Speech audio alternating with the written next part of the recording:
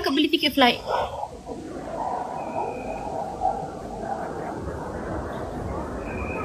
Tak payahlah susah. I tanya you ni, you nak ikut I pergi JB ke tak? Tu je. Kalau tak nak, tak payah cakap tak nak. Kalau nak, I book flight sekarang. Tanya ibu, kita orang dah bincang awal dengan ibu. You datang ke? Itulah busy sangat kan? Kan you bagi surprise ke I?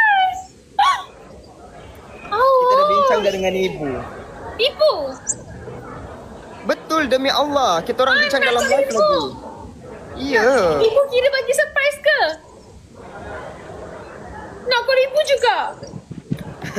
Ibu tak percaya. You datang Call JB ke ibu. Call ibu, call ibu. Oh my god, oh my god.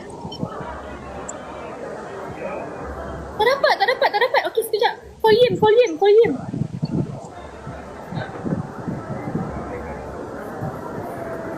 Yim, bagi ibu jap.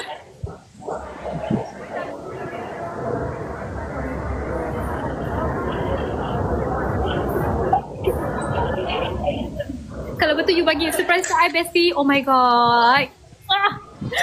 Rindu. Ibu, apa yang ibu tak bagi Tuan Long? Pasal Daus.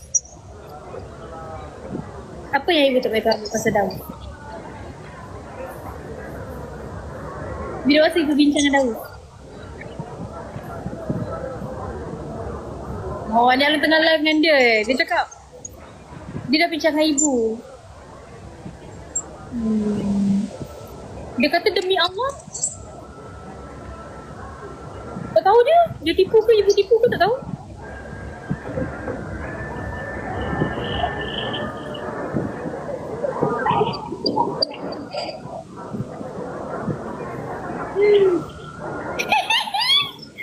Okay, bye bu. Love you.